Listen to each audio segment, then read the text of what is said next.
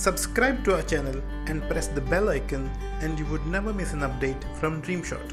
Hey friends, welcome once again to your channel DreamShot. Canon का M50 versus Canon का 250D, a very difficult choice. इस particular range में कुछ time पहले cannon का 200D was a very successful model. उसके बाद सभी एक्सपेक्ट कर रहे थे कि 200D का एक अपग्रेडेड वर्जन आए, but then we had Canon का mirrorless M50 and now we have the upgraded version Canon का 250D which is a DSLR. अब लोगों को बहुत कंफ्यूजन हो रहा है कि मिररलेस M50 ले या 250D which is a DSLR वो ले. Despite being difficult choice, they have clear differences. Let me tell you, Canon का 200D is a beautiful model. आज भी खरीद सकते हैं if you have that kind of a budget. अगर आपके पास थोड़ा सा ज्यादा बजट है, 250D भी बहुत अच्छा कैमरा है एंड उसके बाद M50 भी बहुत ब्यूटीफुल मॉडल है. आज हम M50 और 250D के बारे में बात करेंगे because they are very close. But despite all the similarities, आपको ये क्लियर होगा at the end of the video कि आपको M50 लेना है या 250D. Without any further delay let's start. M50 के साथ मैंने बहुत हैंड्स ऑन किया है. 250D I just received for a few hours. मुझे वो आसानी से मिला नहीं था. I mean I had to borrow it. Specifications के हिसाब से, रिव्यूज के हिसाब से मैंने काफी हैंड्स ऑन किया with the limited time I had.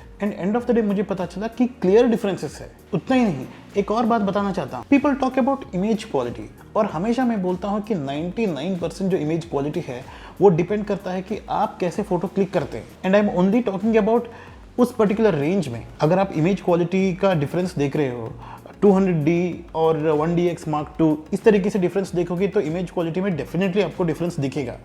लेकिन अगर आप एक ही रेंज में डिफरेंस देख रहे हो तो उतना डिफरेंस नहीं होगा. आप जैसे लाइट को यूज करते हैं, आप किस तरीके से सेटिंग्स यूज करते हैं, इसके ऊपर बहुत ज्यादा इमेज क्वालिटी डिपेंड हो जाता है. और स्पेसिफिकली हमें क्यों इमेज क्वालिटी को उतना इंपॉर्टेंस नहीं देना चाहिए and we are suppose to concentrate on features, इसके बारे में मैंने अलग से वीडियो बनाया है. लिंक आपको यहाँ पे भी मिल जाएगा और डिस्क्रिप्शन में भी मिल जाएगा. देखिए इसमें स्पेसिफिकेशंस को देखो आप. सेंसर टेक्नोलॉजी CMOS है, सेंसर फॉर्मेट सेम है APS-C, सेंसर साइज सेम है, सेंसर एरिया सेम है, दोनों का क्रॉप फैक्टर सेम है, सेंसर रेजोल्यूशन सेम है, इमेज रेजोल्यूशन सेम है, पिक्सल डेंसिटी सेम है, ISO भी सेम है. ISO हम कितना बूस्ट कर सकते हैं वो भी सेम है. ड्यूल पिक्सल ऑटो फोकस है, टच स्क्रीन फोकस है, दोनों का प्रोसेसर भी सेम है, डिजिक 8. इसका मतलब यह है कि इमेज क्वालिटी को जो भी स्पेसिफिकेशन इंपैक्ट करता है वो सारे सेम है. टेक्निकली M50 और 250D के बीच में इमेज क्वालिटी का कोई डिफरेंस नहीं होना चाहिए. लेकिन अगर या फिर किट लेंस की वजह से या फिर कोई दूसरी रीजन की वजह से अगर दोनों कैमरास के बीच में थोड़ा डिफरेंस भी लगा, that will be very very minute. मतलब आप अगर इमेज को जूम करके उस इमेज का पिक्सल डिटेल सब देखोगे, हो सकता है कि आपको थोड़ा बहुत डिफरेंस लगे. लेकिन मोस्ट लाइकली जो भी आपके फोटोज को देखेगा, अगर same settings, same situation, same lens और सेम लाइट कंडीशन में लिया हुआ है, then you don't find any difference. इसीलिए इमेज क्वालिटी की वजह से किसी एक कैमरा को लेना मुझे लगता है वो सेंस नहीं बनता है. Now let's go to other features. कुछ फीचर्स M50 में अच्छा है और कुछ फीचर्स 250D में. और इन फीचर्स को कंपेयर करते हुए हमें ये भी देखना है कि अगर एक पर्टिकुलर कैमरा में एक पर्टिकुलर फीचर की कमी है तो वो हमें किसी और तरीके से कॉम्पेंसेट कर सकते हैं कि नहीं. अगर हम लोग कॉम्पेंसेट कर सकते हैं तो हम उस डिसएडवांटेज को ज्यादा सीरियसली नहीं लेंगे. लेकिन अगर हम कॉम्पेंसेट ही नहीं कर सकते, then we have to consider that seriously. Will see the differences. सबसे पहले एक सबसे ऑब्वियस डिफरेंस जो कि आपको स्पेसिफिकेशन देखने की भी जरूरत नहीं है, वो है इलेक्ट्रॉनिक व्यू फाइंडर M50 का और 250D का ऑप्टिकल व्यू फाइंडर. मैंने काफी लोगों से सुना है इस डिफरेंस के बारे में टेंशन लेने की जरूरत नहीं है.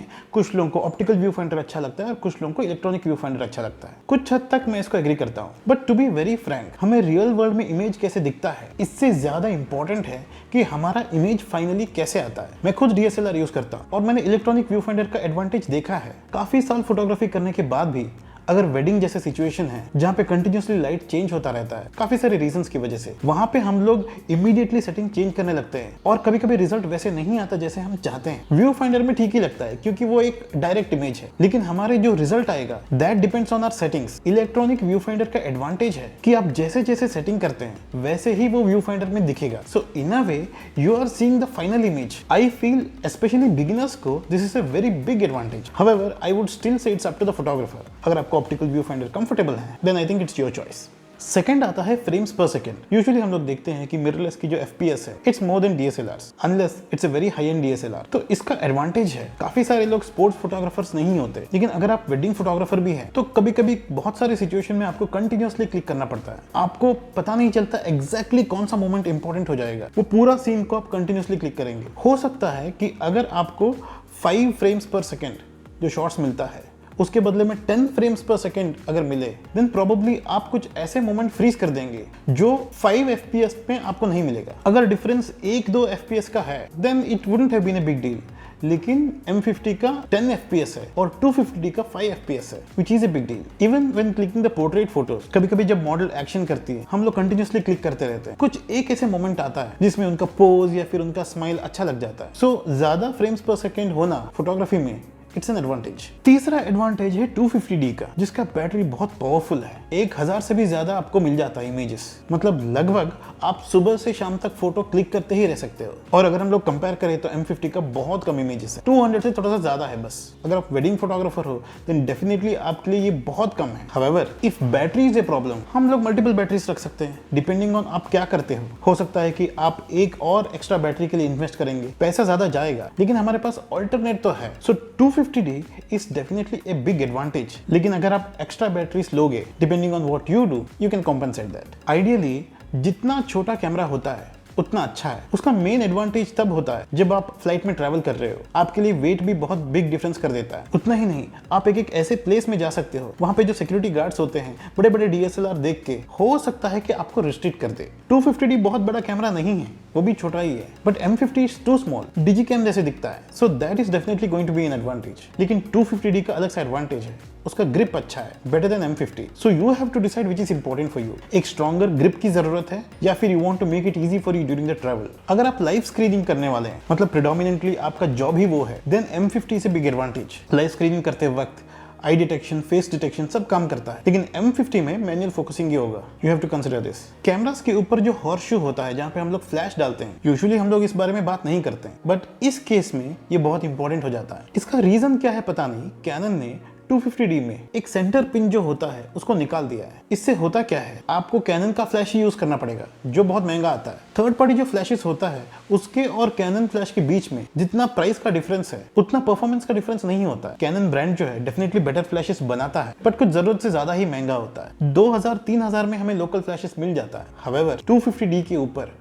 हम वो यूज नहीं कर सकते, बिकॉज उसके लिए जो सेंटर पिन जरूरी है वो उन्होंने निकाल दिया है, which is there in M50। मतलब M50 के लिए ये बहुत बड़ा एडवांटेज है। अगर आप बिगिनर्स हो तो आप यूजुअली नहीं चाहेंगे कि प्रीमियम फ्लैशेस आपके पास हो, रेगुलर फ्लैशेस भी चल जाएगा। So you have to consider this. Auto focusing में थोड़ा सा डिफरेंस है जो फोटोग्राफी में हम करते हैं। अगर आप कैमरा को ऐसे फेस के ऊपर डाल के व्यू फाइंडर के थ्रू फोटो क्लिक करने वाले हैं, तो फिर आपका एडवांटेज होगा M50 में। अगर आप लोग इस तरीके से LCD स्क्रीन देख के फोटो क्लिक करने वाले हो, then you have an advantage on 250D।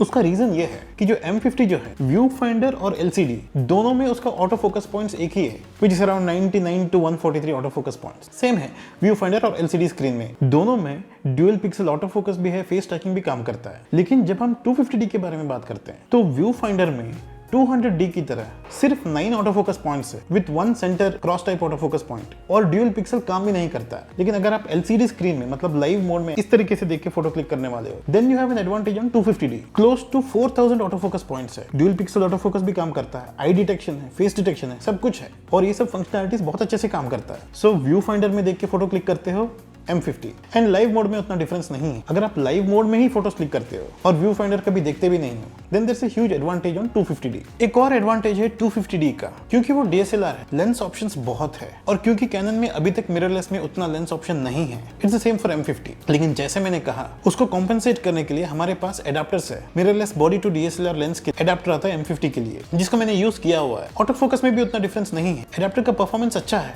और हम आराम से यूज कर सकते हैं। सो वर्चुअली M50 के लिए वो सारे लेंसेस अवेलेबल है जो 250D के लिए अवेलेबल है। और अगर आपको लगता है कि मिररलेस लेंसेस जो है वो महंगा आता है, इन अ वे आपके पास सस्ता ऑप्शन भी है। Last but not the least, एक बहुत इंपॉर्टेंट डिफरेंस है वीडियो में। पता नहीं क्यों कैनन ने 250D से 24 फ्रेम्स पर सेकेंड, जो बहुत इंपॉर्टेंट FPS है, उसको निकाल दिया है, वो ऑप्शन ही नहीं दिया है। तो क्या 24 फ्रेम्स पर सेकेंड उस कैमरा में है ही नहीं?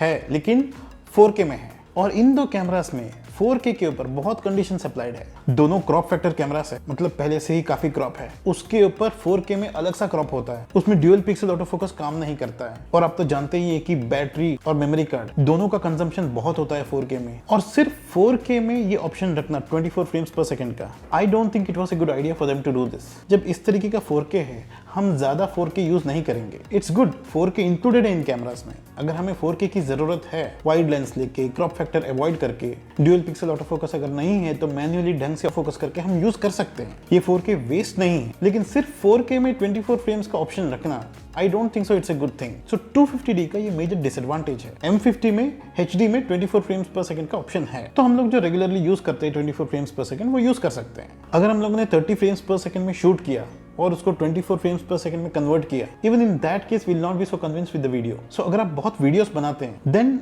Definitely M50 is an advantage. अब बात आता है इन दोनों में से कौन सा कैमरा बेहतर है। I think it completely depends on your requirement. आपको किस चीज की जरूरत है। हो सकता है अगर आप सुबह से शाम तक फोटोज क्लिक करने वाले हो, आप रैंडमली कहीं बाहर चले जाते हो, आपके लिए एक बहुत पावरफुल बैटरी होना बहुत जरूरी है। हो सकता है कि इन that case you would prefer 250D। लेकिन अगर आप मुझसे पूछेंगे मेरे प्रेफरेंस के हिसाब से, I will tell you why I would go for M50। एक तो मिररलेस कैमरा की व्यू फाइंडर जो होता है, electronic view finder, it's a big advantage मेरे लिए एटलीस्ट। इतने साल DSLR मैंने यूज किया और काफी सारे सिचुएशन में हम लोग अंदाजे से सेटिंग करते हैं। मोस्ट ऑफ द टाइम्स ठीक होता है, लेकिन कभी कभी बहुत इंपॉर्टेंट टाइम पे ही रिजल्ट ओवर एक्सपोज या अंडर एक्सपोज हो जाता है। This problem is sorted bye electronic view finders. हमें रिजल्ट पहले से ही पता चल जाता है। ये बहुत बड़ा एडवांटेज है। अगर ये एक्सपीरियंस्ड को ही एडवांटेज है देन डेफिनेटली जो शुरू कर रहे हैं उनके लिए तो मेजर एडवांटेज है। उतना ही नहीं, ज्यादा फ्रेम्स पर सेकंड होना ये भी तो एक एडवांटेज है।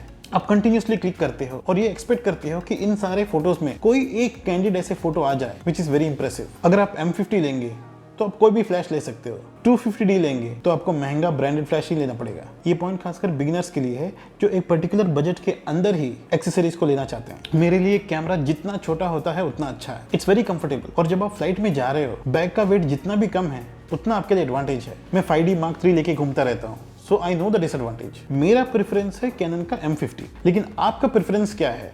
You have to decide. Thank you so much for watching this video. अगर आपको अच्छा लगा then please let me know by giving it a thumbs up. Please do share this video with other photographers जिनको भी नया camera लेना है इस रेंज में. Do subscribe to my channel. Thanks again. Take care.